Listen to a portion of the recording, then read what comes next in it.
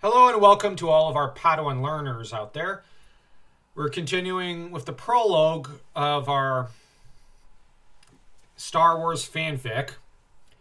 I don't know what else to say here, but this is technically the third chapter. It's going to be considerably shorter, thank heavens.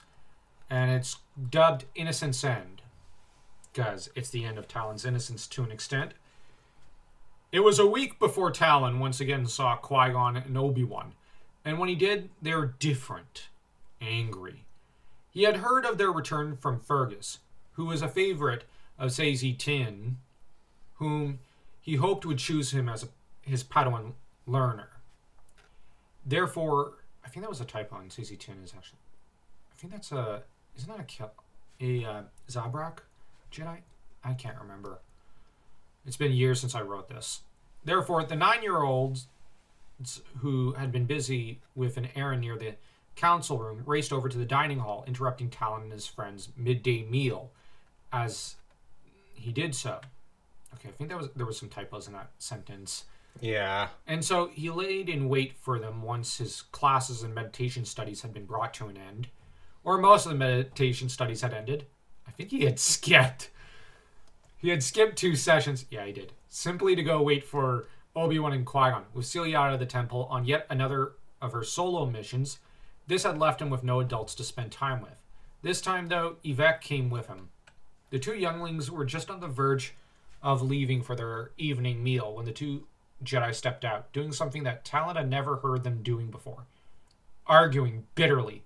Obi-Wan was saying wearily, "Don't defy the council, Master." Nope. Remember in the movie, he said it in a more weary tone. "Don't defy the council, Master. Not again." I will do what I must, Obi-Wan. Would you have me be any other way?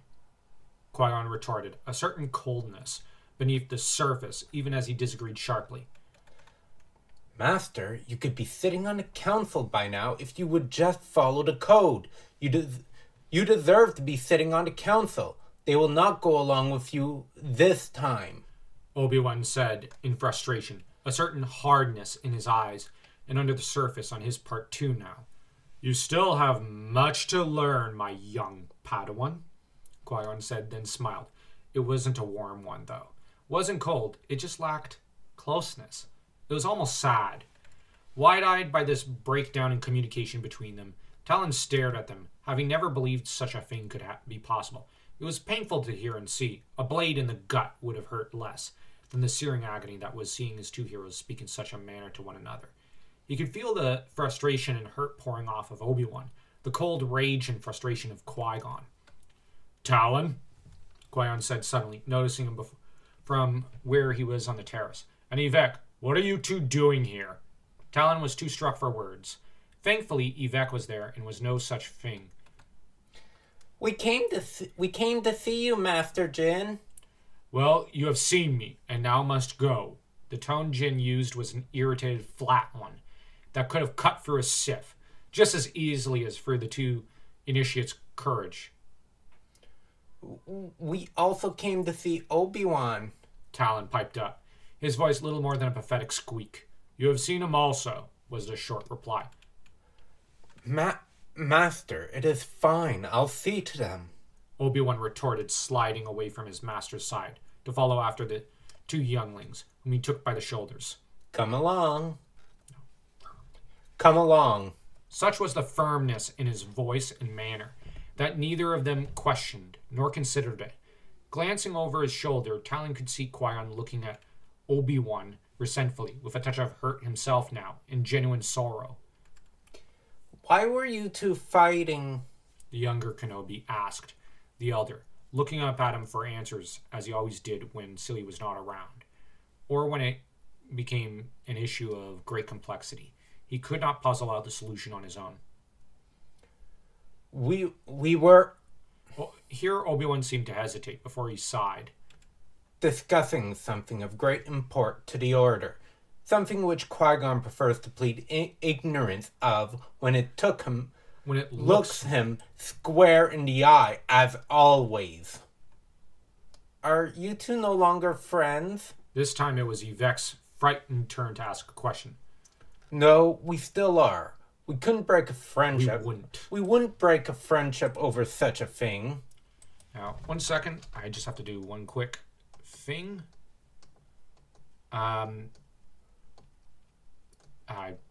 It's just seems that there's some.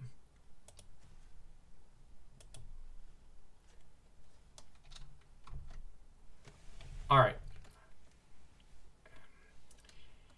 Obi-Wan lied. It was enough to satisfy the Twi'lek. However, to Talon's ears, his every word rang false. He wished he could have purged the past few minutes from his memories. After Yvette had been dropped off at her quarters, and Obi-Wan was absent-mindedly guiding Talon towards his own, he looked up at the serious-faced young man. He was nervous about asking any more questions, such as what this great matter was. If Qui-Gon didn't like Talon anymore, too. If there was anything he could do to solve the problem. Times like these, Talon wished he could be more like Celia or Yvette. They always seemed to know when to talk, when not to, what to say, and what not to say. He felt like an idiot in comparison to them. At times like these, especially with someone so important to him. Now, remember, not with that other voice he used. Do you still love Master Qui-Gon? He finally blurted out, as he always did, whenever something truly bothered him. Of course. Obi-Wan replied at once, his face creasing a little in concern and confusion. Why wouldn't I anymore? But you were fighting.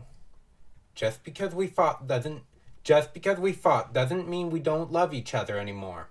I will always love him, and he I. It is simply that. It is simply that we disagree. You can disagree yet still adore someone. It is only logical that we all behave differently and therefore clash given the nature of the galaxy. Obi-Wan explained straightly, as they came to a stop.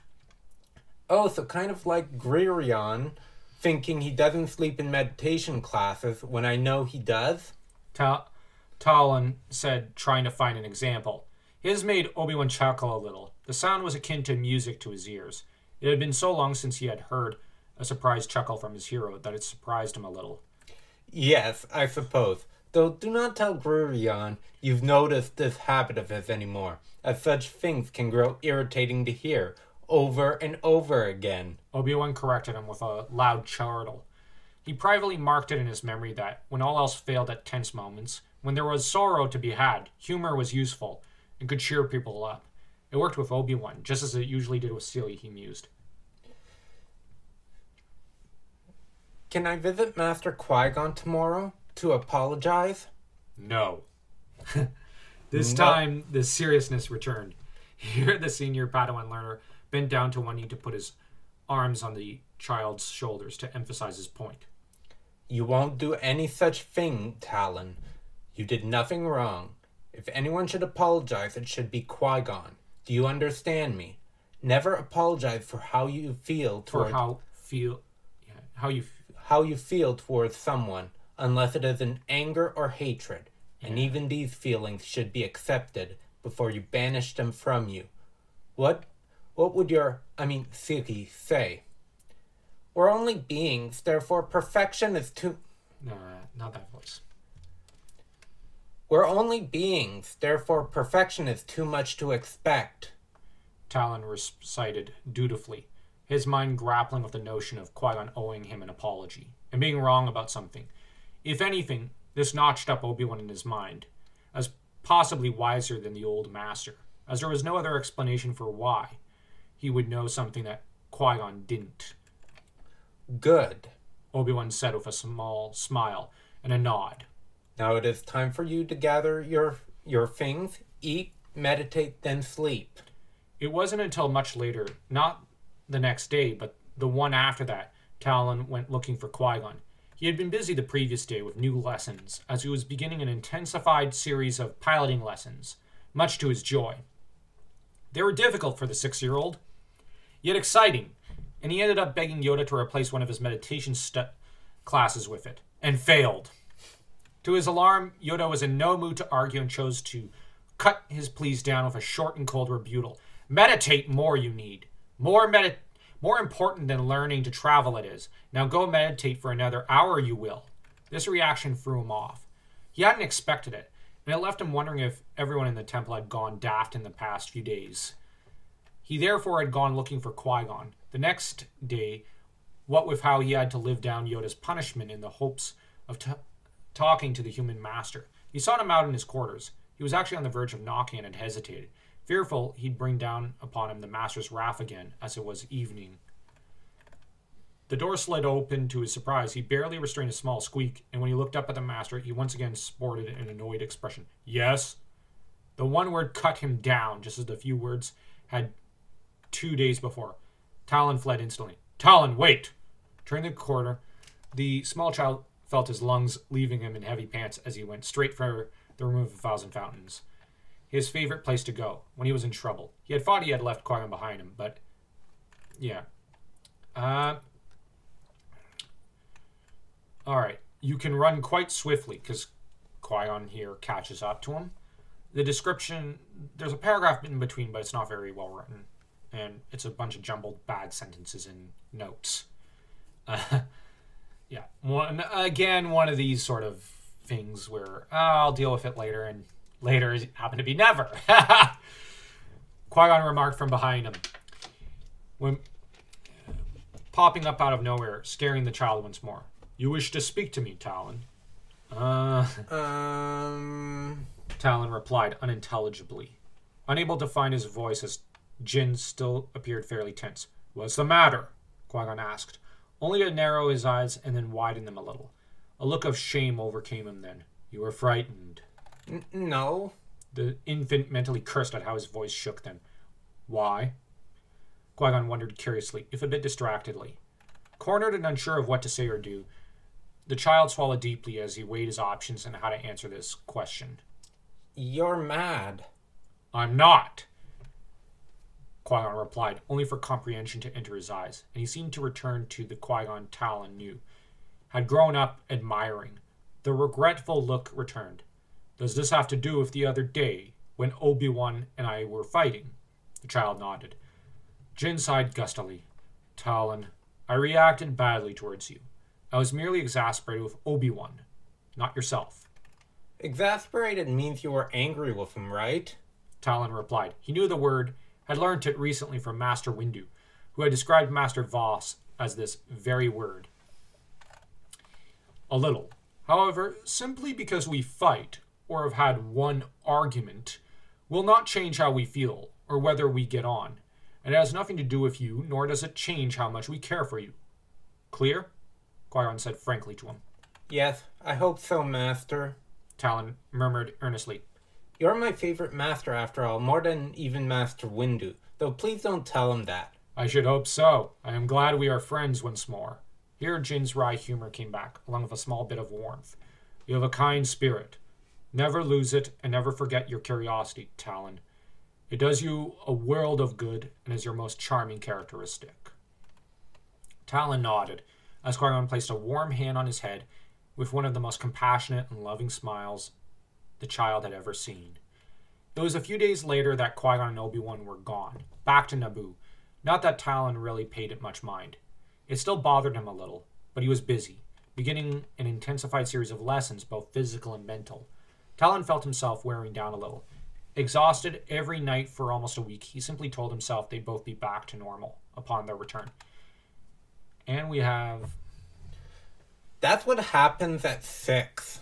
Melira informed him, as though she were all-knowing, when they had paused to eat their evening meals. They switched some of your lessons and intensified them. Soon they'll put even more history and political lessons on top of the piloting and physical exercises. It is certainly wearying at first. However, you'll soon adapt, or fail, fall behind, and not be chosen. Fergus added bluntly, not one to mince words. Yeah. Honestly, I think Celia minces words more than him. That's me commenting that, wow, I really wrote him as being pretty obnoxious. Like, wow, he must be Irish. And her pretty snobby. Yeah. She's a little girl. All little girls are snobby. Indeed. Not one to mince words. He shrugged from where he sat next to Gurion's left-hand side, eating rapidly and deeply. A big eater, Fergus was another human from the core. though where Talon felt some curiosity for the galaxy and where he came from, particularly the Senate and his Dream Lady, and whomever the Dream Jedi were, Fergus felt nothing. He remembered nothing of his family and felt nothing towards them. When Talon had asked in confusion once why this was, the dark-featured boy had answered in his usual crisp manner. Because we'll likely never have contact. It doesn't matter. I'm to be a Jedi. And what are they to be? Miners? Farmers? Politicians? No. It doesn't matter. What matters is the Force, our training, our studies, and nothing else. Put family out of your mind, Talon. They aren't worth the effort. As we have a different path than they, as Master Yoda and Windu would remind you. The boy's kind of cold, but he is kind of right. Actually, I think when I'm looking at this quote, it reminds me of something Musashi once said. So, I think there's a bit of a perfectionist. That was the idea behind that character, if I remember correctly. There's a lot of things I forgot about the character. You don't have to be so mean, Fergus. We're just tired. Yvette scolded him, leaning her head against Talon's as she commiserated with him.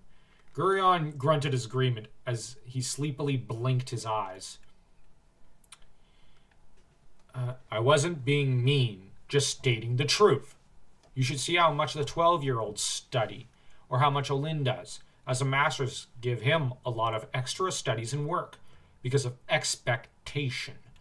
If you think you have a lot to do now, just wait another 6 years, when you must also stress yourselves in regards to the crunch. Fergus warned tartly. As always, he was a little grim and too serious for Melira and Yvek's tastes. Talon liked his honesty and intelligence, though.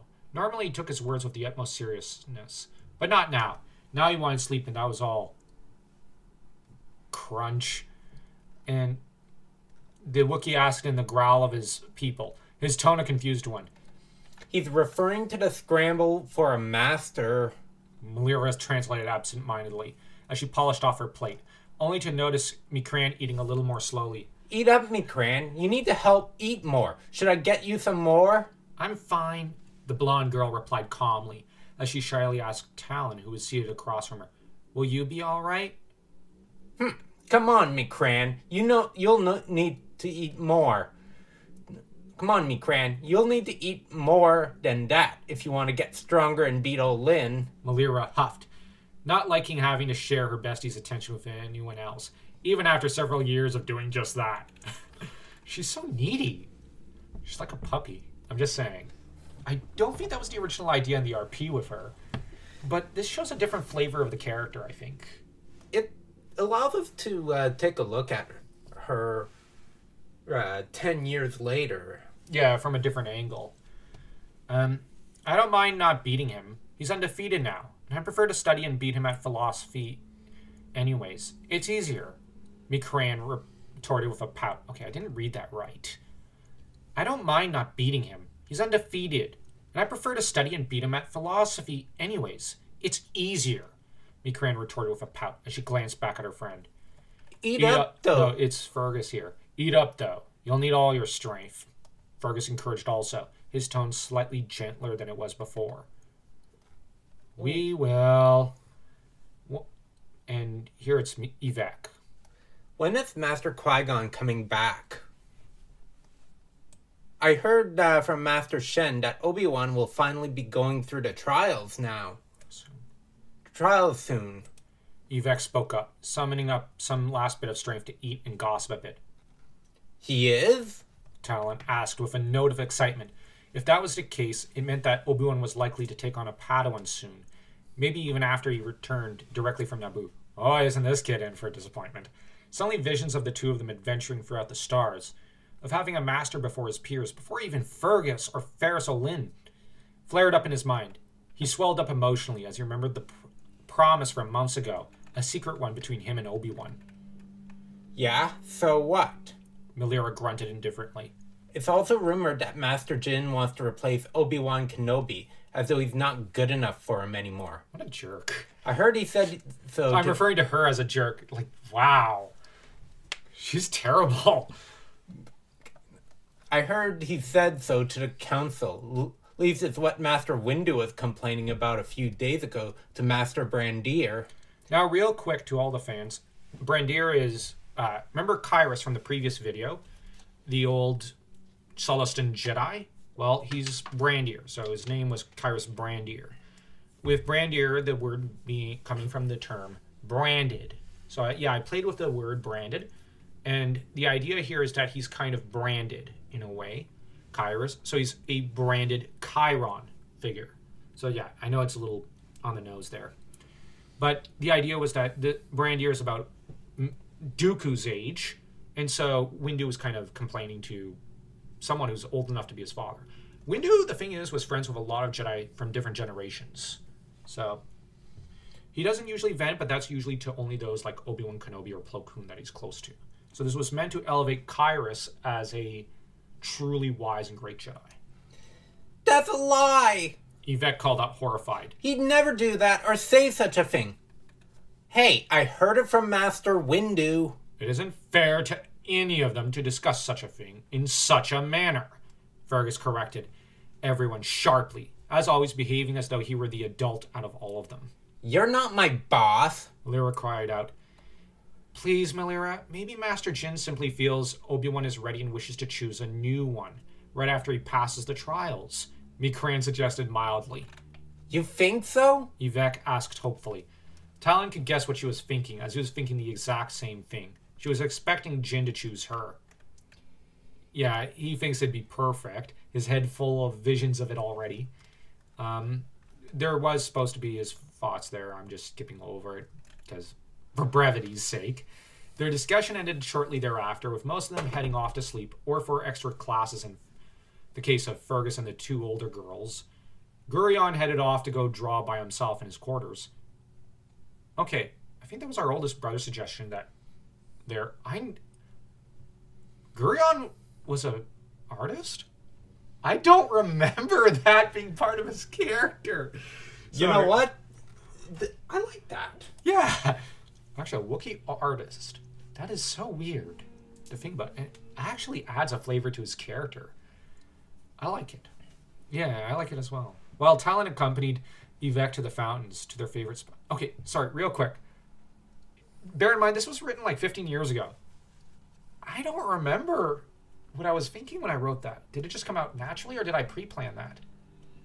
Normally, I remember things really, really well in detail, but here Sometimes when you write, there's small details that come out that you don't think about. True. Maybe it was like that. Normally, I remember exactly what I was thinking when I was writing. Hence why I say... Maybe this just came out. You don't write the story. You let the story write itself. Yeah, that's probably what happened here. I was very inexperienced when writing the story, but I think this was something that the story itself wrote. Where they always either sat on a rock together near the bend of one of the... Yeah, this is Talon and Yvette. Of one of the rivers where they had once gathered rocks years ago. It was their spot. Do you think Master Jin will choose me? Yvette asked him after a long moment where Talon nearly dozed off. Starting a little more awake, he answered instantly. I hope so. I know it actually. It'll be perfect. Yeah, I'm just going to skip a bit of this scene. It's not well written. They bond over what they believe is, well, yeah, and where the most notable piece of dialogue, though, because is about how they swear they'll always be friends, and she tells Talon that he's her best friend and she'll love him forever. Now, Talon doesn't think too much on it, and this is where they fall asleep innocently, and yeah, this scene just becomes a little more... Mostly it's the dialogue I just worry sometimes, but I want you to know, in case and in spite of if we ever fight like Master Jin and Obi-Wan, you're my best friend, I love you now and forever. This dialogue, I remember I was going to use later, I think it comes up later, in a later chapter, in a dark way. So you'll have to wait a few weeks for that. Talon was pleased to hear that in the middle of the night, Celia had returned to the temple. She hadn't visited him like she always did the moment when she got back due to the late hour. While she came back, several council members, including Masters Windu and Yoda, left for Naboo. This shot up rumors and concern throughout the temple, with rumors of Sith circulating about now too. Celia assured Talon that there was absolutely nothing to worry about, and even showed him a few Form 5 katas to cheer him up, as she demonstrated to him a certain parry and counter-strike move from Jem So, that is to say, Anakin in Celia's style. Although Celia was also Shien. Anakin was not as skilled with Shien as he was Jimso. He fought back on his discussion with Vivek and the fight between Qui-Gon and Obi-Wan, still unresolved when they had left the temple. Theory? He asked to get her attention, a little distracted by his own heavy thoughts. Yeah, Talon, she replied, as she repositioned his arms, pulled one of his feet forward, leaving him uncomfortably stretched out, and had him raise his chin and straighten his back properly for the move. Now, this pose here I based off an actual sword pose I had learned in Japan and whatnot. But I was also basing it off of the kind of elevated stance that Windu took against Palpatine at one point when they just stare each other down and raise their blades and go to swing at each other. We all know the scene. And because it's based off an actual kata, and I learned that kata in Japan, but you're not supposed to bend the blade almost behind your head. It's actually supposed to be high up, overhead. And it was a great move, and yeah, while I was in Japan, I became very passionate about swordsmanship, and I was taught quite a bit of swordsmanship. Funny enough, in Japan, it's almost more a female passion, swords. I mean, at least Iaido lessons. But there was plenty of boys in the club, and I bonded with a lot of the boys and a lot of the girls as well. It was a very friendly and warm atmosphere, rather like a Jedi classroom. Is Obi-Wan... Oh, right. That's you. Is Obi-Wan your best friend? Yes, not shy about asking weighty or personal questions of her, as he had long since grown overly comfortable in her presence. She was his favorite Jedi. Well, her and Obi-Wan. Yeah, I guess so. Why do you ask? Celia replied casually as she nodded to herself. All right, now parry and right, now left. Then it is, yes, like that, now stab. No, not like that, a little higher. For a few moments, they dwelt upon the kata. It was difficult, yet they made their way through it. I just have to check something. Oh, yeah. Determinedly together, just as they tackled all issues together. She being his greatest teacher, his most ardent supporter, and he hers. Supporter, that is. Which was why when they broke for a short break... Okay, that sentence is weird. He continued with his line of questions. Do you two fight a lot? Oh, shoot, that's you. Sorry. Do you two fight a lot? Here, Celia became serious. Drinking from a water canteen, she paused to regard him. Why do you ask? Talon? Unable to lie to her, he explained everything. Starting with Qui-Gon's return, the fight Vivek and he had eavesdropped on, and the rumors that had begun to circulate recently regarding the Jedi team. When he had finished, Celia looked less than pleased. In fact, she looked a little angry. Enough to worry the boy. Celia? He wondered in concern. Are you all right? No, she grumbled back. Jin dares to treat you in such a manner. He apologized. Talon reiterated emphatically, alarmed at the anger lacing her voice now. Doesn't matter, Celia snapped furiously. It is one thing for him to always treat Obi-Wan like this, and to take advantage of him constantly. An entirely different one to treat children like that. Oh, no, wait. I think I should have worded it as... if I had edited it would have been an entirely different one to treat younglings like that. Yeah, that was a mistake on my part. A typo at the time. He should be stripped of the status of master. Sometimes I swear, he is a bigger hypocrite than his own master. Nervous and a little scared to have brought her ire down upon Qui-Gon, he swore he'd do something to soothe her before Qui-Gon's return, as he didn't want her fighting him too. He knew the two, and knew that even were Obi-Wan to help Qui-Gon, Celia would mop the floor of both of them, teaming up, with the blade and otherwise. Sometimes it seems like that way. It doesn't mean it is your fault. Okay, this sentence was worded so weirdly.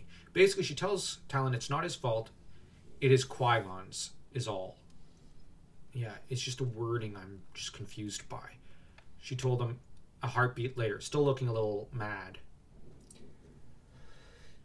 Do you feel this way because you love Obi-Wan? That you said those things about Master Qui-Gon and him? Talon asked shyly, not comfortable around her anger. Of course, and because I love you, Celia retorted. Her matter-of-factly words warmed him instantly and made him forget all about the issue of Qui-Gon, at least for the moment. Come now, we have training to do, and there are 2 more katas I want you to figure out before the end of the next hour and a half. And I now have steam to blow off also. She then added to herself, once he returns, there will be words, especially regarding his treatment of Kenobis. I've been diplomatic and peaceful long enough. Perhaps meditation would work better for you. He suggested innocently. Just do the move and leave the smarminess to Obi-Wan. He's much more annoying when he does it. Whereas you just come across as a know-it-all. She scolded him without bite or iciness. Yeah. Talon, as a character, was meant to be a bit of a know-it-all when he acted smarmy. Obi-Wan does have a know-it-all smarmy side, but to Silly, I think Obi-Wan's more annoying than know-it-all and condescending. Obi-Wan is very condescending in the movies. Yes. Especially in episode 2. In there, he's just outright cruel sometimes when he's condescending and patronizing. Talon was always meant to be a bit of a know-it-all, like, hey, I know more than you. In a similar way as Obi-Wan, but without being too condescending. He was also meant to be a bit obnoxious later on. So we're starting to see spades of that. He has a bit of silly in him in regard to his characterization, and it's starting to crop up here. And the only thing is, where Anakin was to try to model himself after Qui-Gon, not always in a positive way, Talon would kind of try to model himself after Silly, I think, in some ways. It was the next day that the ship, as well as Obi-Wan, I guess. It was the next day that the ship carrying the council back arrived. Their mood, though, sparked even more rumors, namely how grim they were, and how they weren't accompanied by Master Qui-Gon Jinn. Further, it appeared that Obi-Wan had lost his Padawan braid, which could mean only one thing. Fergus had informed Talon, keeping him informed of the council's doings as always. Expectation loomed before the young boy. It was more than he could breathe for him. Okay, the sentence is so weird. He waited for a visit from Obi-Wan. None came. At all. And what was worse was the new rumors of Qui-Gon and what had happened to him. He also chose to ignore the rumors of a new addition to the upper initiate classrooms, in the form of some boy found by Qui-Gon, and already chosen by Obi-Wan as his pupil. Waiting half a week impatiently, patience being a virtue he still struggled with, Talon waited until after one of the meditation sessions with Yoda, before approaching him, with Yvek eyeing him speculatively, and Gurion hurrying out before he could be held up over his sleeping habit. Sorry, that's funny. Master Yoda? Oh, shoot. Why do I keep doing that? Master Yoda? Talon inquired curiously, observing and analyzing in his own way the elderly master's tired profile and expression. He had always been exhausted and sorrowful, yet recently this countenance had worsened. Yes, young one, Yoda replied. No, weren't you doing Yoda and I'm doing Yaddle? Yeah. Oh my gosh, I am messing up today. Sorry. Yes, young one? Yoda replied, hobbling forward, stooping forward as he did so with an eye on the entrance, clearly impatient to go to his next appointment. Where is Master Jin? The words felt torn from his lips, and the Green Master eyed him quizzically, his expression shifting to a pitying one. He placed one hand on Talon's shoulder. A recent growth spurt had left him taller than the Master. Sorry. One with the Force he hath become, Yoda explained gently. Yet his words were received with no such reception. It took the whole of a minute before the lad was able to translate them. It took the whole of his suddenly numbed mind. Not numbed because of the evening hour, but because of the late hour. Oh, my gosh. But because of what it was he had just heard. How could he breathe, think, or live again after hearing such ridiculous news? Yoda's eyes did not lie. His heart ticked. His heartbeat ticked. I can't read the sentence. It's so bad. Yeah, I was so young back then. Mouth gaped open. When he finally responded, he felt an explosion of pain arc through him. As he sensed with the Force, as he reached out with the Force to sense the truth behind Yoda's words. He couldn't fathom it, couldn't imagine it. Qui-Gon was a legendary bladesman and master, a hero, an invincible man. He had seemed gentle, wise, kind, if ill-tempered sometimes, and a bit world-weary. Nonetheless, he was supposed to live forever. Now, real quick, I'll actually say Qui-Gon Jinn is a little ill-tempered by nature, and wise and whatnot. One need only look at Qui-Gon's tantrum in the council chamber room scene. Yeah, should not have done that in front of Anakin, like such a young child. But Talon wished he could say he handled things well, but he didn't. He still had 2 more classes after this one, but crushed by this piece of knowledge that didn't click into his brain until much later, he fled, determined to find the truth, stubbornly refusing to believe it. Evidence pointed, in his opinion, to this simply being a trick, or Jin simply being undercover or something. He knew someone who wouldn't lie to him, someone who knew the truth. However, he wanted to see with his own two eyes. A mischievous soul by nature, he had a meticulous mind when push came to shove. And as he passed Yvette, he ignored her questioning glance. This wasn't a job for her. She had no taste for rule breaking. He went straight for Gurion. Pulling on his arm, he spoke to him gently. Come on, I need to get something from the... Come on, I need to get something from the archives. If there was a recording of some sort, it'd be in the archive memory. Stored there by the countless droids, archive staff, and Madame Jocasta knew, the stern-faced archivist who confused and irritated Talon on the best of days. Why are we going there? Gurion asked, confused. Because I needed a distraction. I want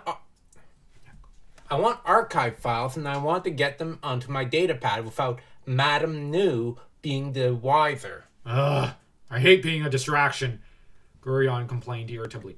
Does this have to do with Master Kenobi's behavior recently, or is it Master Tachi today? Jin. Not determined. Jin. There. Okay, much better. It was all they said, with the Wookiee not questioning his ill mood all the way there. He remained silent, and for this, Talon was grateful. He had no wish to talk, as he focused his mind on Nu. She didn't trust him, not since he had tried to sneak off with a Jedi holocron last year. I could see why. Sorry, that's me commenting. Wow. Yeah. He had heard at the time of the wisdoms of Grandmasters Kaiku and odan-urr, so I tried to make off with the former's holocron, only to be caught, screamed at, even as he defiantly refused to accept punishment at the time, and still couldn't understand why nobody was allowed near the ancient masters. It always felt as though Yoda and the Council were hiding something by keeping them away from others. This was exactly how he currently felt. With their arrival, Gurion looked at him questioningly, with Talon thinking rapidly.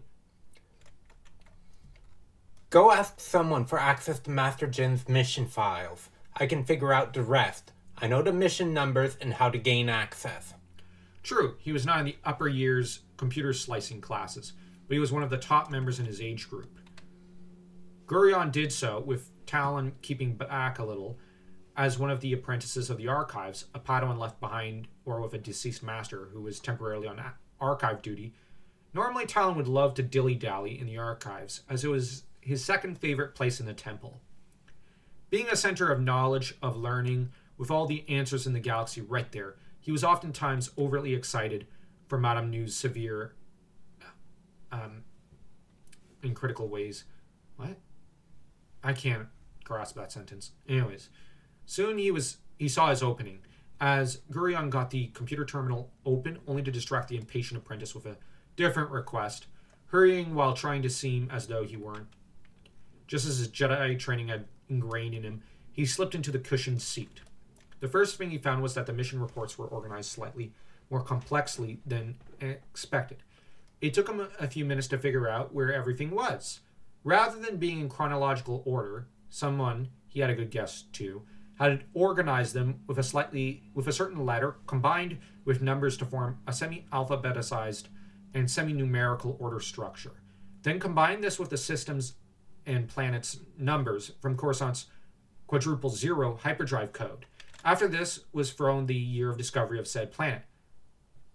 Why doesn't Madame Nu just put them in order of years of Master Jin's life in order of where he went?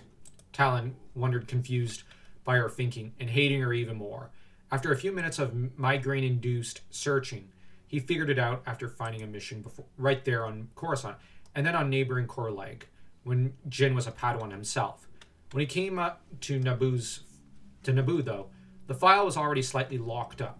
This was done so that only Knights and Masters could access certain files. Trouble was, Talon knew what the key number and identification number of Bant Irin was. The gentle Mon Calamari healer had always trusted him a tad too much, and it was a trait that he and Yvette were prone to take advantage of. He had discovered it when he had had her access a few of Obi-Wan's mission files when he was assigned a project on Findar's new democratic government structure. The key number worked. Having passed the trials 5 years ago, Band had more access than Obi-Wan did. Weird to Talon's thinking, but he brushed it off. Soon he moved the file to his datapad to observe it later. It would involve mission reports, updates, and even recordings if there were any on the planet. "What do we have here?" a disapproving female voice said from behind him. Okay, I think I sounded too much like Mortimer the Rat. Like, ha-cha-cha. Okay. Like a combination between Mortimer and McGonagall from Harry Potter. Yeah, I think I should probably sound more like McGonagall.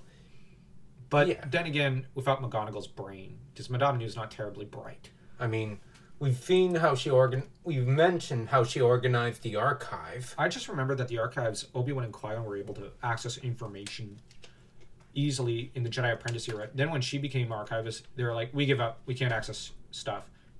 It's too complicated. I'm not doing it." They'd call her and ask her, "Okay, we need information on this," and she'd lecture them. Yeah, and the trouble is, Windu didn't even do it. So Windu and Obi-Wan, who are the two smartest people in the entire galaxy, they did have the highest IQ, were going, "I can't figure this out." But it's one of those things where you have to be a total genius or an idiot to do it. Trying to access... Madame Nu, Talon said with false innocence and oiliness. "Your hair looks nice today." "Trying to access files you are not privy to again?" she demanded coldly. He briefly wondered if she had ever felt warmth or kindness in her life, and if she was deep down a programmed droid the council had built to manage the archives. She referred, in any case, to the blank mission listings Talon had exited to seconds before. Go. Sorry, I couldn't help but laugh at the description. She just has no human emotions in the novels. "Nope," he retorted as he did the first thing he could think to do. Run! He had observed without seeming to, another basic Jedi lesson, Gurion, who was in the clear and not under suspicion. "Come back here!" Nu ordered crisply. However, Talon would not listen to her. He had what he wanted. Once in the clear, he sent a message by comlink to Gurion, letting him know he had what he wanted. He closed it and hurried to his quarters, feeling gleeful for a little bit, pleased by how efficiently he had maneuvered his way to getting the files he wanted. Once in his quarters, he accessed his datapad, just as the door slid shut behind him. The first thing he brushed past were the minuscule number of reports and updates. Suspicious that since it was only a recently completed mission, and that this was why there were so few of those, he skipped them. Jin was a master. Surely he knew the importance of checking in with the council. Anyways, little does Talon know that Qui-Gon had special permission that he didn't have to do that. And I say special permission because he supposedly broke the rules and laws as he pleased, but in reality, Yoda basically gave him a blank check to do whatever he wanted. And this is something that Addy confirms in one of the Jedi Apprentice books. And Yoda confirms at one point, and Mace Windu confirms. Obi-Wan actually was the bigger rule breaker. It's just Obi-Wan was clever about hiding it, contrary to Jin, who was very obvious. Which, the difference is Obi-Wan was so good at hiding it. Anakin, Qui-Gon, everybody thought he was a rule follower. Obi-Wan's just smarter. A wolf in sheep's clothing, as one would describe it.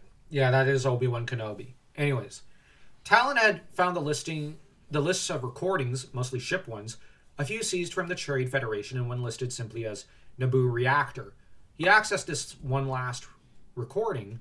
All of them showed him proof positive of his beliefs regarding Jin. Until 10 minutes later, then he bore witness to something that made him physically ill. Now, here's the thing. It's actually confirmed, I think in the Last of the Jedi novels, or novellas, I can't remember where, but I do know that the Naboo battle was, the recordings were seized. The Naboo government agreed to delete them. Now, Palpatine actually saw the recordings and was infuriated that Maul lost in that way to Kenobi. The Jedi Council saw it and reviewed it, and it's what made them decide that Obi-Wan should become a knight because he had given it. He used the dark side, then gave it up and access to light. So this is a recording that's actually very important and is a very important plot point in universe. So before you guys think there's Deus Ex Machina, remember the Naboo arc reactor recorded everything. There are terminal. Well, there are camera recordings everywhere. There are cameras everywhere in there. So in universe, there's a frame narrative sort of set up here. And so, but the Jedi seized the recordings and brought it with them because, you don't want this going public. And the Naboo government wasn't too interested in it and said, yeah, sure, whatever. But Palpatine got a hold of a copy, as did the Jedi Masters. And the Jedi also felt it was important to get this so that they could study Maul's fighting style and learn to fight and defeat him to an extent. And until 10 minutes later, then he bore witness to some... Oh, yeah, I already read that. A horned figure, tattooed and red-skinned as though seized from his worst imaginings. Oh, yeah, real quick. Ferris Olin also was familiar with Darth Maul's look and appearance, which shows that he had seen the recording as a Jedi apprentice at one point. Anyways, the duel started off well. The dark figure did well. However, the advantage, in Talon's opinion, remained firmly with his heroes. That is until they moved towards the energy pit. That was when things changed. Jin tired. The dark figure triumphed. And the heated battle ended, with Talon's eyes widening, his heart tearing as he watched the Dark One knock away Jin's lightsaber. Hit him in the head with a hilt, in a move Talon noted down. Never hurt to consider such techniques no matter how dirty they were. Now this is in the back of Talon's brain. So part of Talon is also analyzing Maul's style throughout this recording. And he stabbed Jin in the heart. The boy stared for some time, his mouth again open, uncomprehending. Tears welled and fell from his eyes as he watched the fateful scene again. Unable to believe it, he watched it over and over and over and over until finally it sank in. The data pad flew across the room as he broke down sobbing like a baby, then and there, as much from rage as from pain. That night he fell asleep to a shower of tears, a storm of agony, as he ignored Yvek's soft calls, Gurion's rough knocks, Malira's commanding and bossy orders to come out, all for nothing. He even stayed in his quarters the next day, rather than attend his classes, full of grief as the news sunk in. He dreamt of a dark figure with a double-sided lightsaber, except there were two differences sometimes. Sometimes it was he himself who was stabbed, other times it was he doing the stabbing, with Jin looking at him in utter betrayal. Now, the next scene is one I just simply put in the notes. There's a bit of, basically, Silly comes to his rescue, and I remember I noted down the dialogue that, Silly basically tells him that Kenobis stick together at one point, and regarding why she came after him, and she's comforting him. And this was something that Talon would not think about until many, many years later. And at the time, he'd think of it in terms of how she's talking about why the bond between him and Obi-Wan is important. But later, he'd realize she's a Kenobi as well. And, yeah. That said, the scene was not fully written. So, if I seem like I'm not making much sense here, it's because we just have a bunch of broken pieces of dialogue and notes here that aren't worth reading out to you all. Anyways, the next day he woke early. Celia was gone. Full of fear, he had just hopped up out of bed to chase after her when he noticed something next to where she had stayed with him all night. A note and a small necklace to wear on cold, lonely nights. Cut it from a warming crystal. Wear it at all times and always be in your heart and your dreams, just as you're in mine. Silly. P.S. Gone to see about Obi-Wan. He needs to cry now, too. Like the baby he is. I think that with the baby he is, that's more Celia's gentle ribbing. You always have to put that in there. Bear in mind, a lot of what Celia says seems harsh on the surface in the novels, but there's an undertone of gentleness and kindness. She may not have liked it. She might not have wanted anyone to think this because she didn't like Qui-Gon, but I think that there were some similarities between the two. Although I always thought she was a bit of a female Mace Windu, which is a scary notion, and it says a lot about Obi-Wan that he'd be attracted to that. I don't want to comment on that. Yeah, he's so messed up. Now, the necklace was supposed to play a vital role long term for Talon. And it would also be something that, in the dark times, he'd cling to, because this would be a physical manifestation of Silly's love for him and his bond with his mother. He hastily slipped on the necklace, vowing to always wear it, and never let it anywhere out of his eyesight. Talon scampered off towards Obi-Wan's quarters, taking the turbolift up a few floors to where his quarters were. He found no one there, no answer, and it was empty when he looked inside. Confused, he stepped out, only to run into Windu. Talon? Windu's tone was disapproving.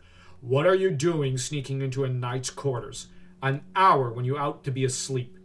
Talon stuttered indecisively, as he had never seen such a sharp look on Master Windu's face. Oh, ye of little faith, how little you know. He's not yet at the age when Mace starts to get harsh with him. The Master was normally gentler with him than even Qui-Gon.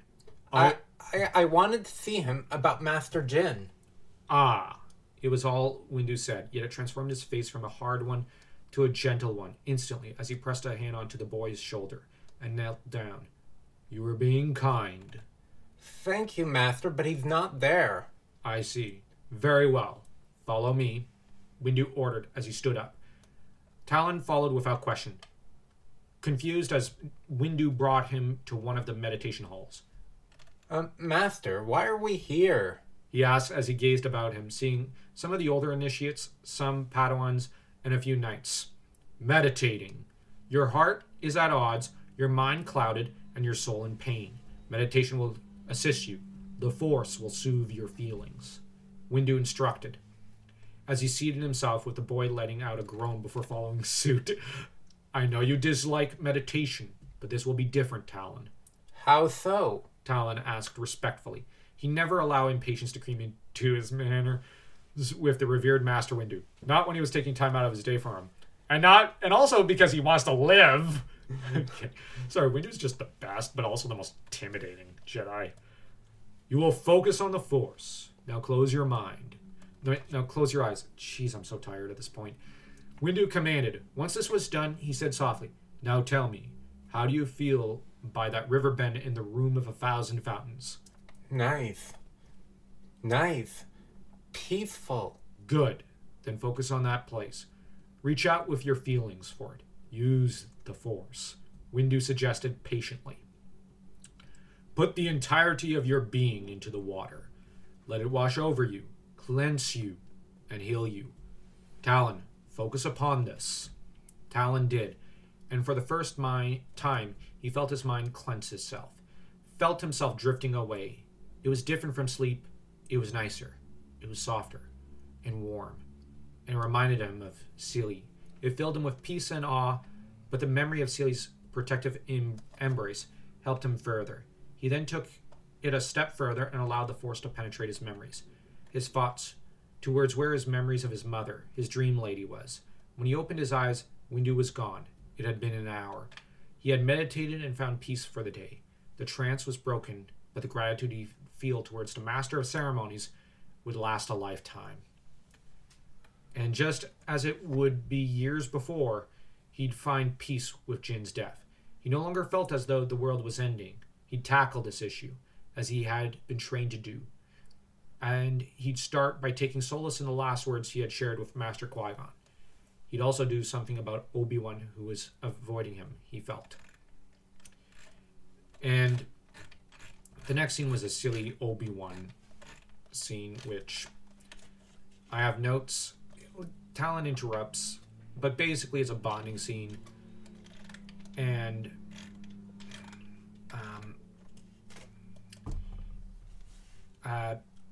it basically ends with Silly singing to him an Onderonian tune. I don't know why I decided on Onderonian, but I think it was as a nod to the Jedi Exile, because I was hopped up on KOTOR 2 at the time.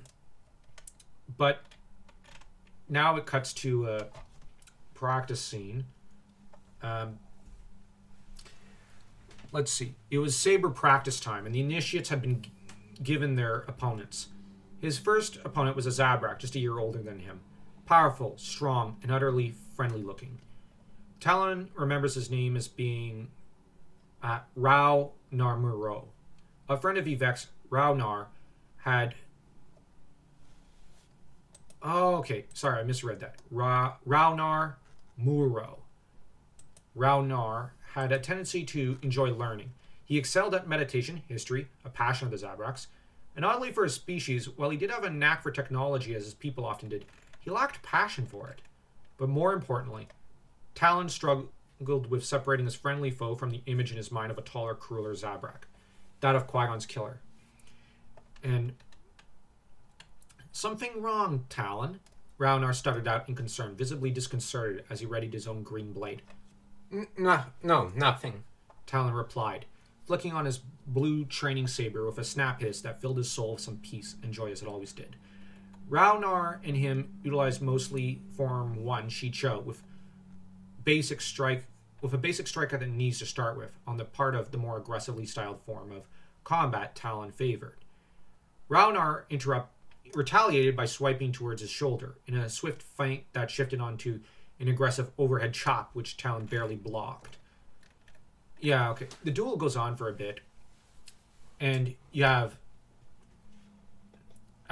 Yoda interrupts and scolds them in disappointment with them.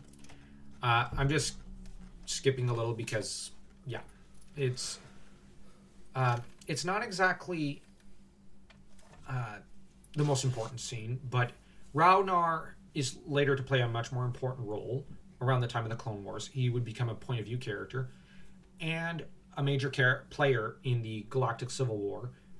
But that's for a later date, because we'll tell you our plans with him as soon as we kind of get to the episode 2 era, like closer to episode 2. Assign you new partners I will. Oh, right, that's you. Assign you new partners I will. For Raunar, it shall be Gririon. This elicited a groan from the Zabrak, who dabbed at his neck sweat with a rag.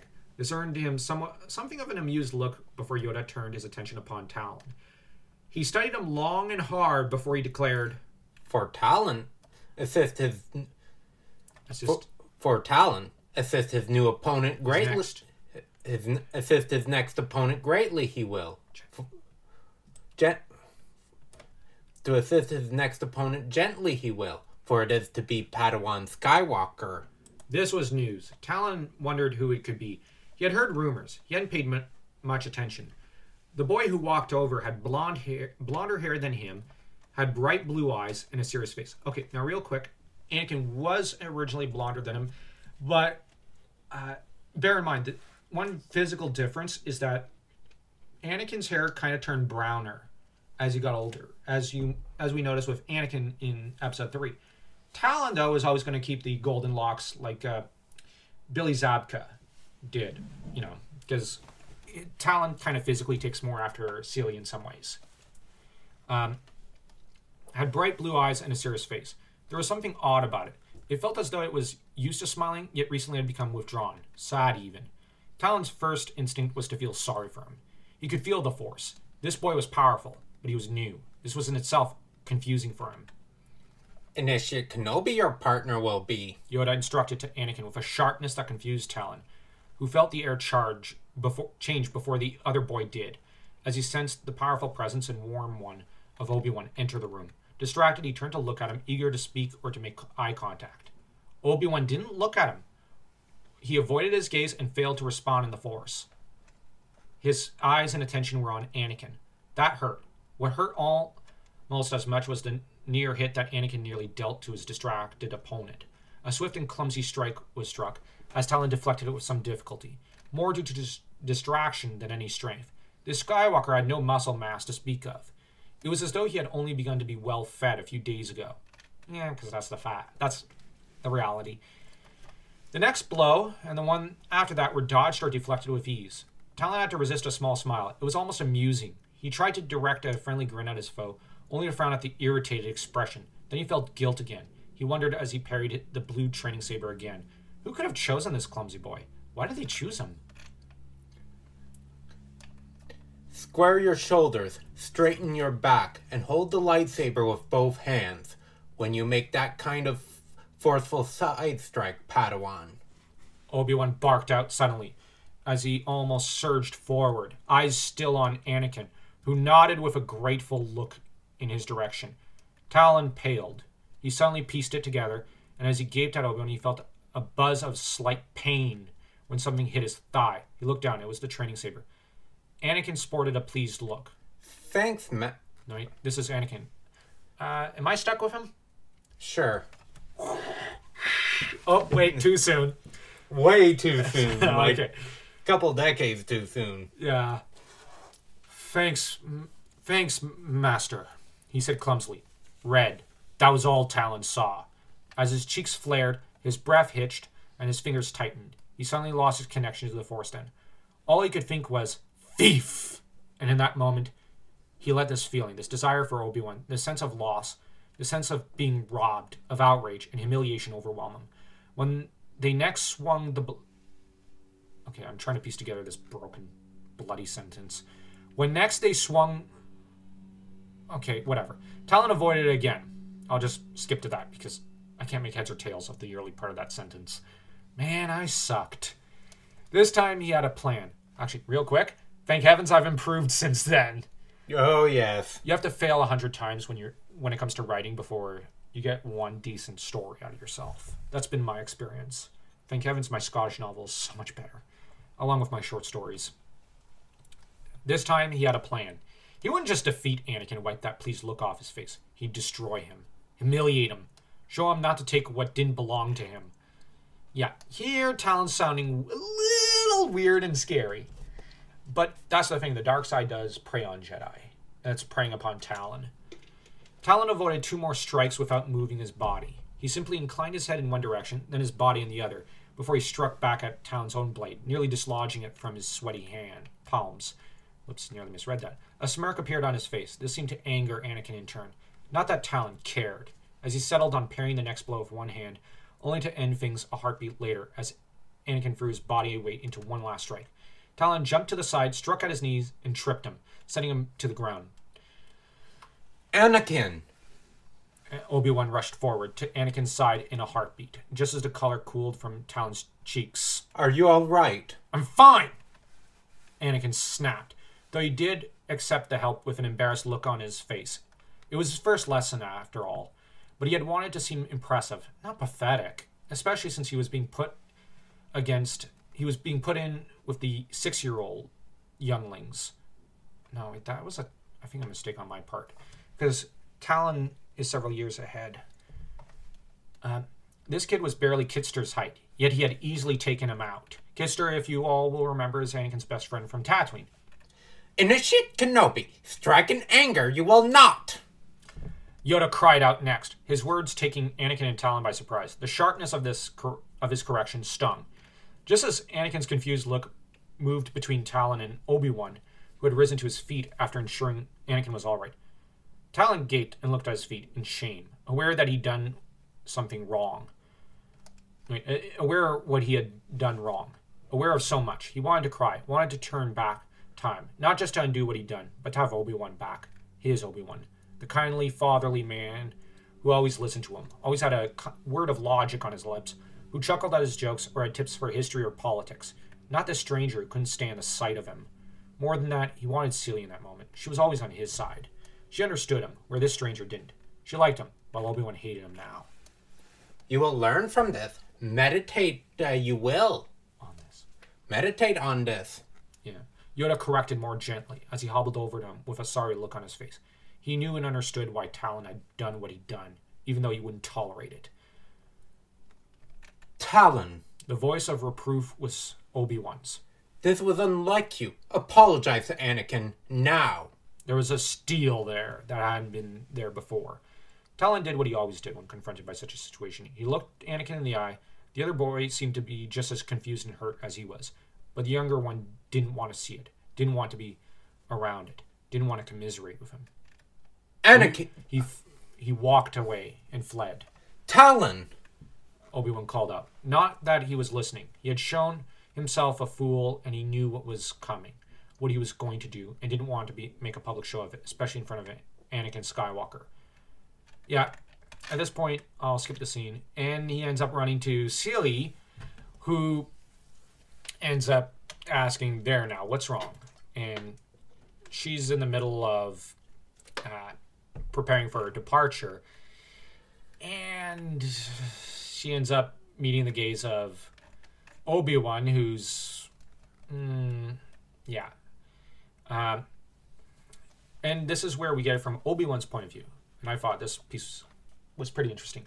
It had been confusing for him. At first he had been confused by why Yoda would pit Anakin against Talon. Then he'd thought he'd caught on. Anakin was a novice in need of guidance, and Talon was kind, one of the kindest in his age group, as well as the most talented, if Obi-Wan wants to speak frankly. Naturally, Yoda had hoped the younger boy would guide the older one. However, as the duel had progressed, if it could be termed that, he had realized with belated confusion that friendliness was the last thing on his son's mind. He had seen a side of the boy he had never seen before, cruel, sadistic. He had toyed with Anakin, humiliated him, and in that moment, Obi-Wan had felt ashamed and angered by the child. He had always taken pride in Talon, being very like Celia or Qui-Gon in that he was gentle, kind, if a bit loud, yes, but never a child who would spite another. When the spar had ended, though, Anakin seemed humiliated, yes, but then he seemed as upset as Talon, whom Obi-Wan assumed had dealt this blow. Okay, that sentence is completely broken. And you have Yoda who tells him to speak to Talon. And yeah, and Celia had Talon calmed down, and Yaddle, who was okay. So Celia was in the healer's wing with Bant. I made a mistake earlier when I wasn't reading it. I was skimming through because the notes and some of the paragraphs weren't well written. And you have Yaddle. Saddened he is. Candy, the solution to all his problems. It is. Yaddle. Yaddle is a Jedi who loved even Anakin, so that when Anakin had caused her death, that broke something in Anakin. That's the first loss he feels, and Anakin kind of reacts to an extent with the same kind of grief he does with his mom later, although he does not flip out with rage. She had a remark from behind Bant, and yeah, we then get Celia who goes, "What did you do?" The hiss that came out of Celia's voice could have come out of the Sith Lord from a week before. It was so icy and angry as she looked up at Obi-Wan with narrowed eyes. He gulped. Suddenly he felt as though he were that 13-year-old boy again, staring at her as she ate an apple. Except back then, she hadn't glared like this. "Speak alone, you three must," Yaddle recommended sagely, even as Talon popped one of her candies, mechanically chewing the candy against his will. He didn't particularly want candy, but the wizened old lady would not accept no for an answer. Her eyes filled him with warmth, told him he wasn't ugly or worthless. It was her gift, he knew. Yaddle could just, with one look, ease everyone's pain. It was because of her innate goodness. And you have Celia tells Obi-Wan, "Follow me to my quarters," and Obi-Wan tries to say, "Okay, I need to talk to Talon." This is mostly a note format, and it doesn't go well. And you have Celia who, rakes him over the coals. Yeah, she's not impressed because this is her baby, and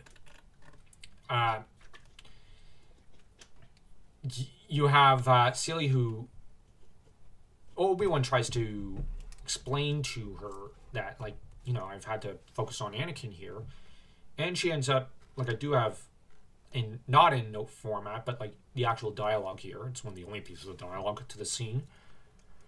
"He's 6. What makes you think he'll react logically to anything? For Force's sake, Obi-Wan."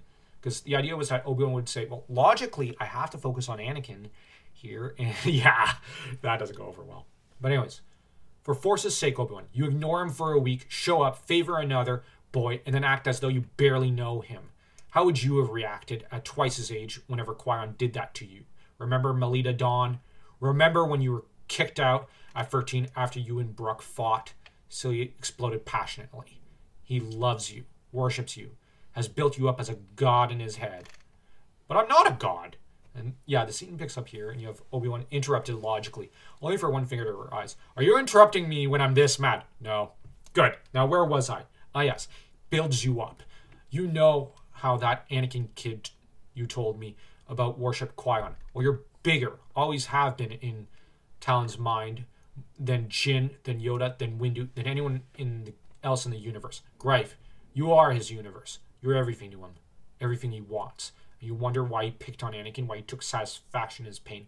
I'll tell you, you were twice as sadistic and cruel at 12, except he's had his entire life ripped out from underneath his feet at half that age. And rather than commiserate, then love, then explain it to him, you persecuted him, bullied him, and outright humiliated him. Silly lectured him furiously. Yeah, the idea is that Obi-Wan would kind of feel helpless and hate that feeling, but he'd then psychoanalyze himself and go, yeah, I was kind of being illogical. I was acting kind of like Qui-Gon Jinn. And yeah, he's like, where Obi-Wan psychoanalyzed himself and was like, well, I was kind of acting like Qui-Gon here and trying to be Qui-Gon Jinn. And the thing about Obi-Wan is he does realize in this scene, as he often does, Qui-Gon's not a very logical man. He was never very logical by nature.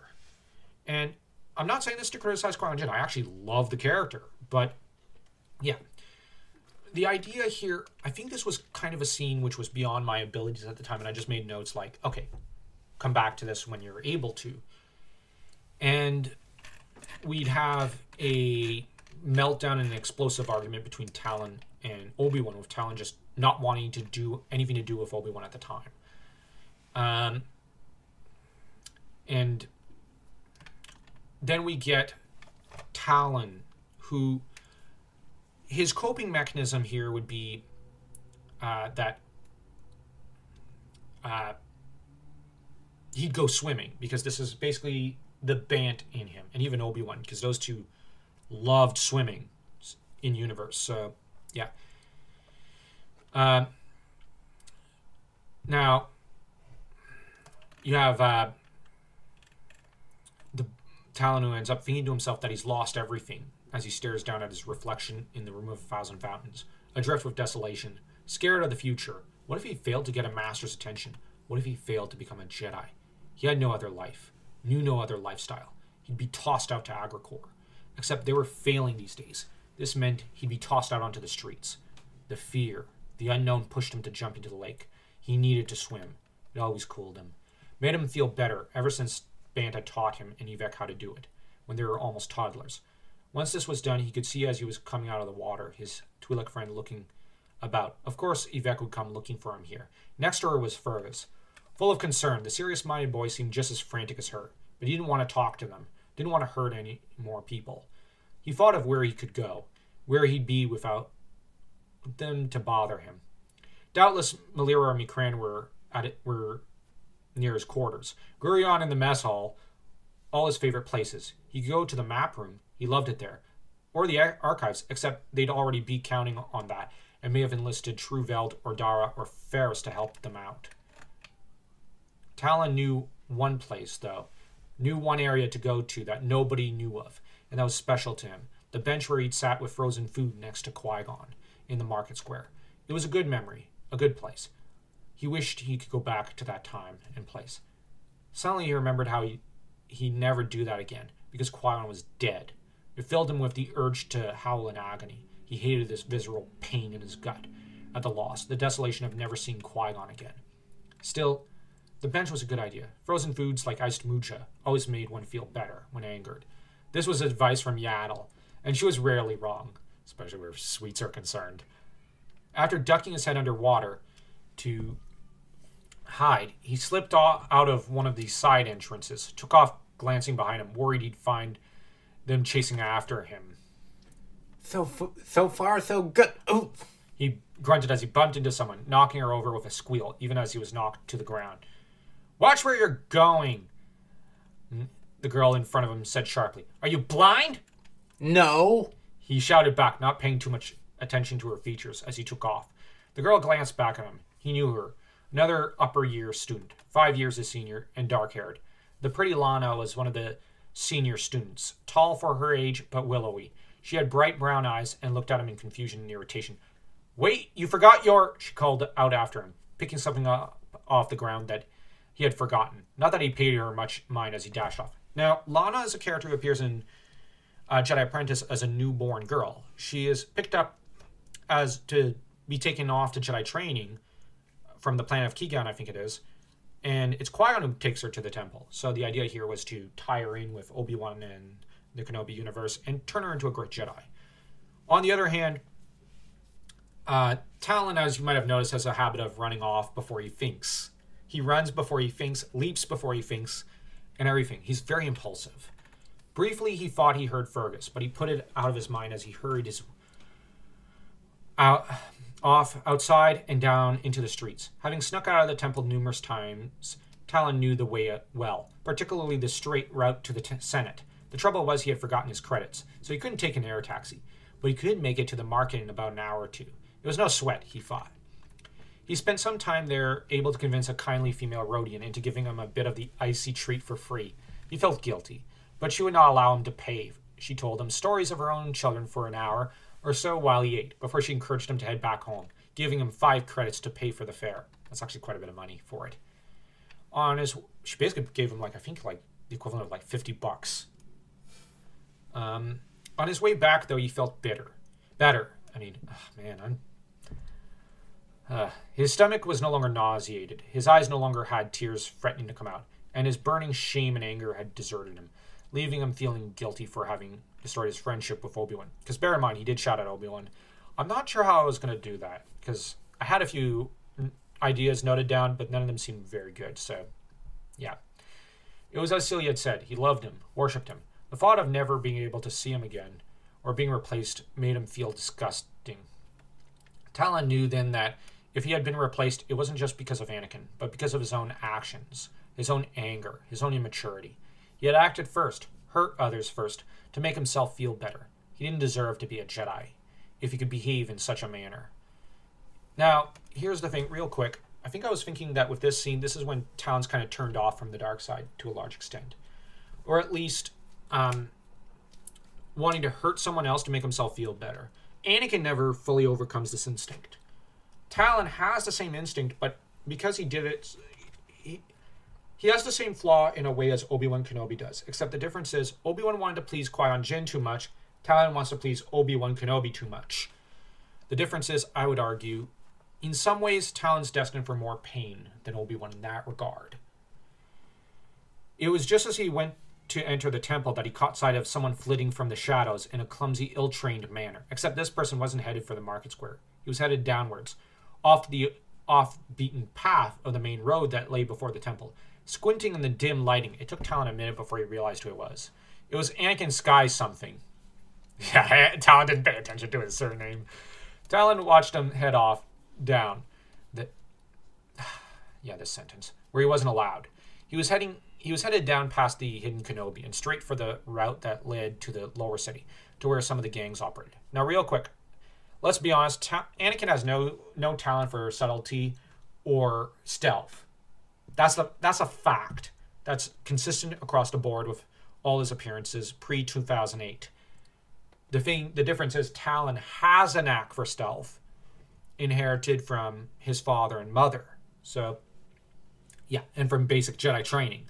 The difference is Anakin never cared for stealth. He was never very good at it. Let's be honest. I like Anakin, I like Anakin, but it's like, no, he's not good at this. Well, you see him later as Darth Vader. He doesn't need stealth. But Talon, on the other hand, had a knack for it, despite his own mighty midichlorian count. Where is he going? Talon wondered as he followed him with his eyes, confused. Glancing back at the temple, he considered briefly going in to report Anakin. It would surely get him kicked out. This would leave Obi-Wan free. But I already burnt that bridge in grand style, as Celia would put it. He fought miserably before he brightened up a little, out of thought. Now, I'm only going to read his thoughts here just to speed it along, if that's okay, Dan. That's fine. I've only been to the lower city once, with Fergus, Gurion, Milira, Raunar, and Yvette. Imagine if I were to do it alone. Quite the adventure. After all, if Anakin could do it, I could do it too. This competitive flame in his chest started up as he gave chase to Anakin, following him without being seen. What an amateur, he soon thought, as he watched Anakin maneuver towards the junk pile section, where junk droid parts and ship parts littered the area. So intent was the 6-year-old on Skywalker that he barely paid any attention to his surroundings.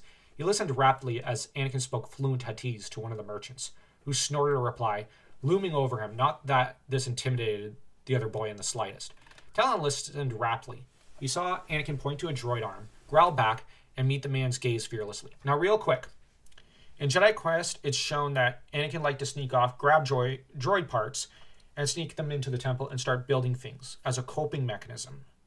So that when Anakin would think about his mother, or Padme, and Barra Sophie, who was to later forge a strong bond of friendship with Anakin, bear in mind, the cartoon is inaccurate. She's not Ahsoka's age, she's Anakin's age. And the thing is, if her and Anakin shared a very, very close friendship. But the thing is, if she's not around, or to an extent Anakin didn't want to trouble her, for the most part, Anakin wanted to work on something to get his brain off, his mom or Padme or Qui-Gon Jinn. So, and this is where Anakin had a lot of insecurities. He thought he'd be a problem to Obi-Wan. And Obi-Wan thought it was kind of cute that he was building stuff. And was like, you know what? It's a useful skill. I'll encourage him. But the problem is Obi-Wan did not see the real issue and did not crack down on it. And later when he did, he kind of came off as a jerk. Because he overdid it. He overcorrected. So anyways, very important habit of Anakin's. A Wookiee was called forward, and he failed to also intimidate the boy who switched to basic. I need the arm, and you aren't doing anything with it. 3 credits is a good price, Anakin was saying, just as a shriek made him and the lowlives he was dealing with jump. Sneaking up on Talon, one of the lowlives had grabbed him, picked him up, remarking as he did, "Look what we have here, a little spy. Bet he's from the Kex, from down the street." No, I'm not. I don't know anything about the Kex or the Tulkars. But if you don't put me down, I'll cut you up. I'm a Jedi. Now, this shows that Talon actually does know about them. He's lying. Not very well. Talon threatened as he reached down for his lightsaber, only to realize in a flash of horror that it was missing. It was then that he remembered Lana, how she had called out after him, tried to tell him something. She must have meant my training saber, he realized as it dawned on him just how close he was to danger, as he struggled against the Barabel who had picked him up. Its hideous face dangerously close to his. I hope this isn't it. Put him down, Anakin commanded sharply in a dangerous tone. Make me, kid, was the snorted reply from the Barabel. Do you honestly think the Kex are smart enough to send a couple of kids to spy on you? But he just said, of course he knows about you guys. You're that awesome. I'd worry if he didn't know, if he played dumb or something. Do you really want to waste your time and energy on us, especially since we are Jedi? Anakin spoke up, interrupting him smoothly as the merchant piped up his view on the matter. As if you're a Jedi. They always carry those beam sabers of theirs or something, or whatever they're called. You mean like this? Anakin replied innocently as he flicked on his blue blade. The cerulean lights showed in the darkness how pale they were at the sight of the lightsaber. Greif! Scramble! They are Jedi! Run for it! Cried out the third one. I've already lost one thumb. I don't want to lose another one. I think that was supposed to be a nod to an older Obi-Wan Jedi Apprentice. Not Jedi Apprentice, but like maybe that Darth Maul book. Because I think Obi-Wan sliced off a guy's thumb when the guy tried to, kill him. Talon was tossed at Anakin's feet. Brushing himself off, he stuck his tongue out at the retreating cowards, just as Anakin returned his weapon to his waist. Thanks, Talon mumbled sheepishly, after making sure he wasn't injured. No problem, Anakin retorted evenly, a look of cold amusement lighting up in his eyes. Where's your lightsaber? What with how you were so good with it? Talon bent his head down a little, as he felt his cheeks flush bright red. I lost it. Anakin didn't say anything. Instead, he made to leave, a note of satisfaction on his face and in his steps, even as he returned to being all business. Where are you going? Those thugs will be back with greater numbers. They're dumb, but even they'll realize eventually that we're not really a match for them. Anakin retorted, all iciness. Wait, what about your droid part? Talon called out as he raced over after picking up the part. And embarrassed, he added hurriedly, Why'd you come to get this rather than go ask the temple for parts? I prefer to get the parts myself, Anakin snapped, still not warming up to him. However, Talon was fascinated by that answer. Why? Our parts are better. What you don't get for yourself doesn't rightfully belong to you. Anakin lectured him haughtily. But Jedi don't have possessions. Yeah, well, I believe we should have them, was the short answer. What a weird belief. I think Siri thinks like that too. Talon remarked, rubbing his chin in a gesture he had come to do, imitating Obi-Wan a little. Listen, I know you don't like me, so why are you cozying up to me all of a sudden? Anakin grumbled as Talon traipsed after him. Because I treated you like that and you just saved my life. Talon confessed, his cheeks crimson as he looked down to the ground in shame. I humiliated you in front of Obi-Wan and you helped me. I just wanted to thank you. Oh, Anakin said, deflating visibly, as he seemed to consider this seriously. Also, here's your part. The younger boy offered the arm, and another part he had surreptitiously picked up. And a logic circuit if you needed to. Dear Lord! Anakin's such a bad influence on Talon. He's turning him into a thief, a common pickpocket. Like I said, Talon's stealthy. Anakin did not have the talent for pickpocketing. Talon, apparently, has turned Jedi training to pickpocketing and common burglary. Where did they get that from? Bilbo Baggins. His mother or his father? Bilbo Baggins. Now he's ready to go face Smaug. Thanks, Anakin murmured uncertainly. You know, you don't have to be all, like this with me. But you were amazing. Gosh. But you were amazing. You stared down to a 3 even though you suck. Talon blurted out, amazed and awed by his peer's courage. Thanks. Wait, what do you mean I suck? The anger was back in Anakin's eyes, an expression as he scowled. Well, you can't fight, Talon retorted, only to hurriedly add. But that's just because you're new and all. Thanks for the reminder, was the next grunt as they neared a respectable street. Now what? We have to go back, Talon said. But I need more parts, Anakin replied plaintively. But the outer security cams are about to activate their infrared scope, so if you don't go now, you'll be caught on camera by all of the temple security, droids, officers, and Jedi. Talon pointed out logically. Oh, I didn't know that. How'd you know that? I've snuck out a few times, Talon admitted before he added in horror. But don't tell anyone about that. Who would I tell? Anakin replied distantly, sounding lonely then. Well, Obi-Wan, obviously. Talon said as though it were the most obvious thing in the universe. Talon snorted in response, as if he wouldn't get anything. Anakin murmured to himself, distant then for a moment, before he asked, I've noticed since a while ago, you call Master Obi-Wan just Obi-Wan. Why is that? Because he told me to. Talon replied with a short laugh. And was my best friend out of the senior Padawans and Knights. Him and Siri. Right. Who is he to you? Are you two related?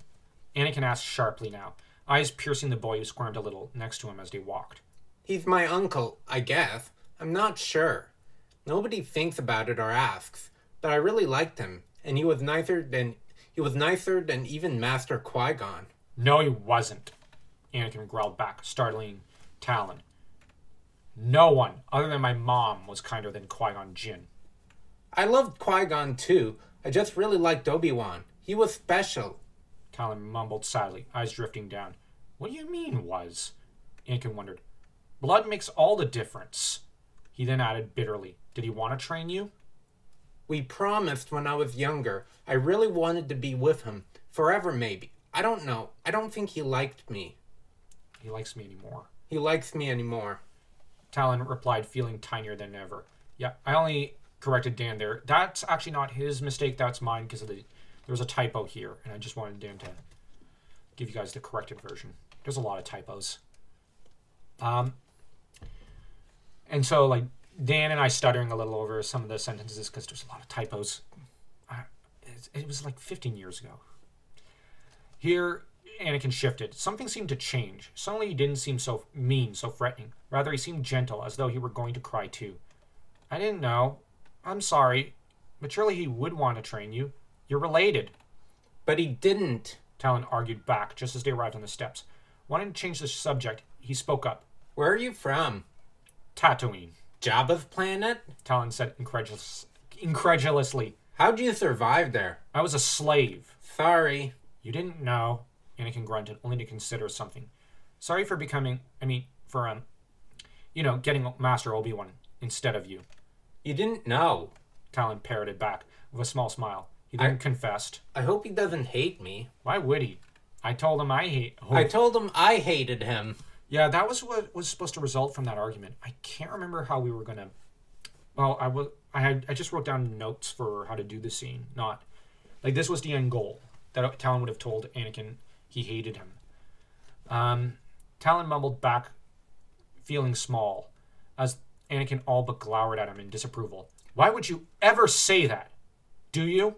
Skywalker demanded of him harshly, suddenly as severe as Windu or Celia could be. No, I don't know. My mom used to say, never say something you don't mean. Mean every word, because you never know if they'll be the last ones you share with someone. Anakin replied, signaling for him to enter the temple. There was a longing in his voice as he spoke of his mother. And suddenly, Anakin was no stranger, no hero who had saved Talon, but a kindred spirit. You knew her? What was she like? Was she pretty? Was she kind? She sounds like it. The stream of words wouldn't stop pouring out of his mouth. She was worn, but perfect. Kind, Anakin confessed, looking as though he were hiding tears. He swallowed them audibly. You miss her, Talon stated, simply reaching over to rub Anakin's arm unconsciously. The older boy jumped, only to relax a little. A look of startled gratitude and familiarity there. It was a gesture Jin had done for him once. It filled him with warmth. He in turn could feel some connection here. They had both lost Qui-Gon, both needed Obi-Wan, and both felt lost in the galaxy. Now, real quick, this gesture on Talon's part that's instinctive, it's because, as noted earlier, Talon has picked up a lot of habits that Qui-Gon and Obi-Wan have. Little kids, I notice, tend to do this with their adult figures, especially their fathers and grandfathers. When I say little kids, I mean young boys. Talon suddenly reminded Anakin of Kidster, and the temple suddenly felt like home to the lost, freed boy.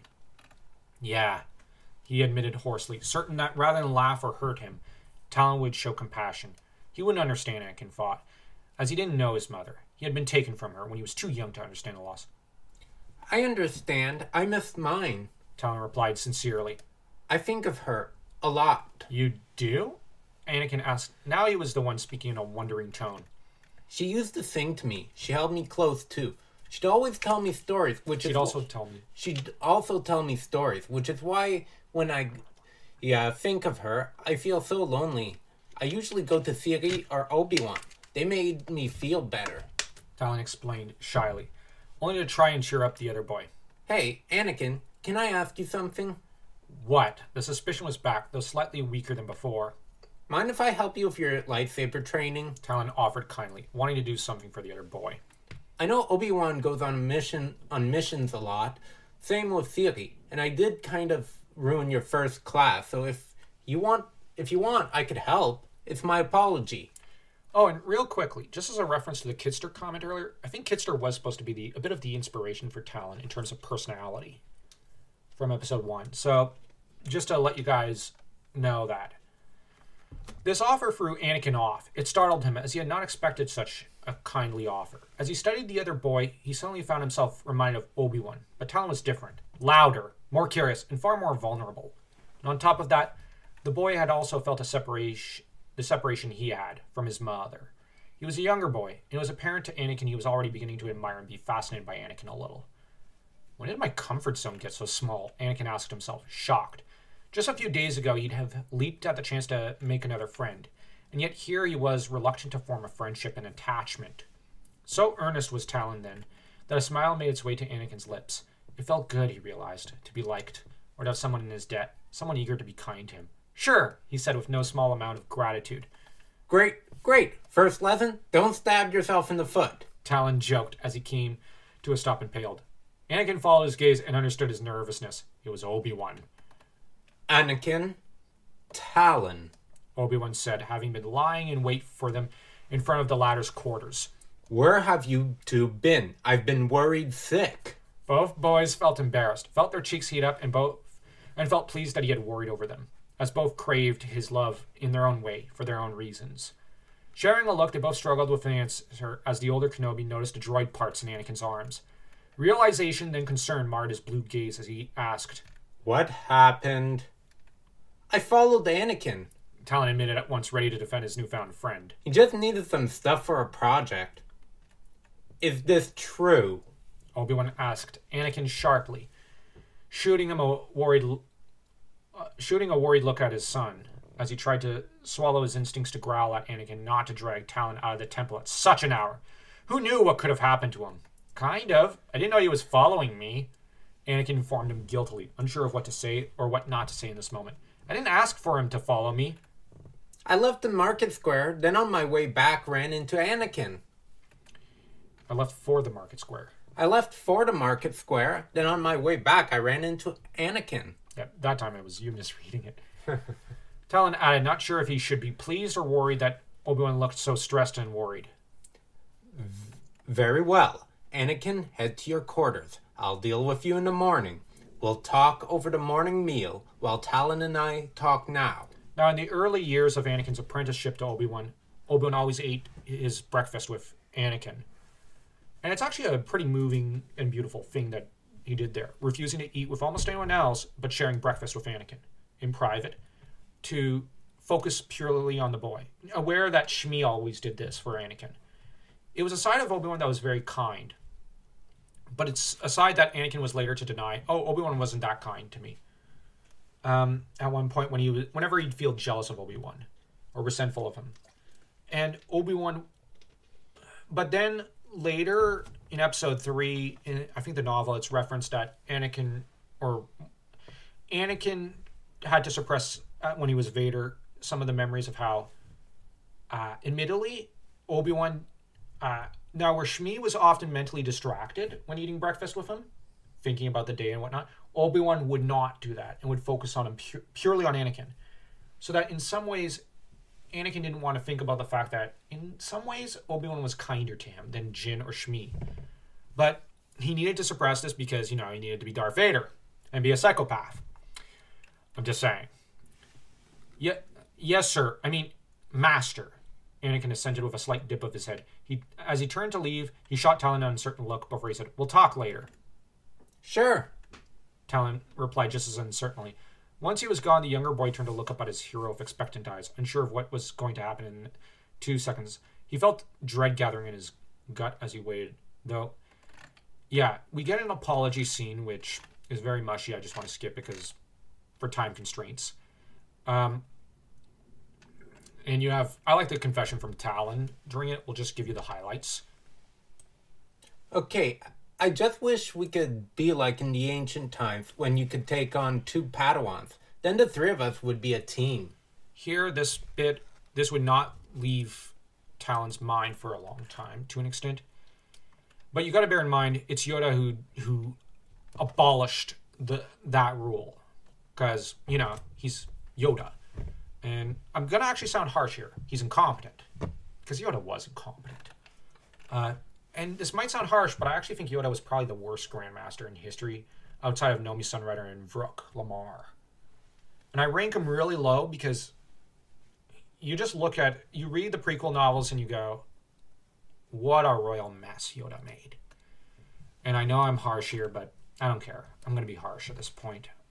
I'm not in the mood to be very nice. And you get Talon and Obi-Wan exchanging, friendship here, and it's a very nice scene. Anyways, and I'm not reading it because, like I said, I'm tired, I'm hungry, and I wanted to end this video. The next day, when the younglings gathered for training, they did so with some surprise at the sight of Talon greeting Anakin cheerfully, the latter reacting with shy kindness in return, with shy warmth in return. Man, I'm tired. The boy tried introducing Anakin to his friends, with Yvette showing some reluctance to welcome him, oddly enough. It's because Yvette doesn't want to share Talon here, where we start to see her own darker side. Gurion was more curious, like Talon, than anything else, with Talon being humiliated when a particular raven-haired initiate showed up with Talon's training saber in hand. "It would appear we have a guest," Sindralig remarked as he grinned a little. I can't remember if you did, Sin, or I did. I don't think it's particularly important. Yeah. Not a particularly mischievous man. This moment sparked it in him. Oh, right. I think who are we going to apprentice Lana to? I can't quite remember. I'm here to return a training saber, Lana explained quickly with a bow as she stepped inside towards Talon, who felt his cheeks heat up in pure embarrassment. Oh, that's right! We were going to apprentice her, I think, to Jaren Mulm. Oh. We had talked about that a while back. Oh my gosh! Sorry, it just clicked into my brain who we were going to apprentice her. Yeah, sorry. It's been years. Yeah, and we didn't actually write this explicitly down. Holy cow, like, you know, the things you forget, and then you suddenly remember. Well, around that time, our father passed, so, like, of course, that was kind of also clouding our brains a little. Yes, I'm going to admit that a lot of the ideas and plans we had made for this Star Wars fanfic was around that time, and, yeah. Here you go. Next time, keep a better hold of it. Just a tip. I'll bear that in mind. Bear that in mind. I'll bear that in mind, he murmured before she gave him a mocking look and took off. He felt like a fool. He didn't like her, he decided. She had mocked him. She had humiliated him. But then he decided, just as with Anakin, why let that color him forever? Just because I don't like someone today doesn't mean I shouldn't like them forever. He thought, pondering forgiveness, that difficult old lesson, one he longed to learn as well as Yvek had mastered. Once more he resolved to do it. This time he'd apply Master Windu's meditation advice, and meditate on his feelings regarding Lana, on Anakin, and strive for a better understanding of the living force.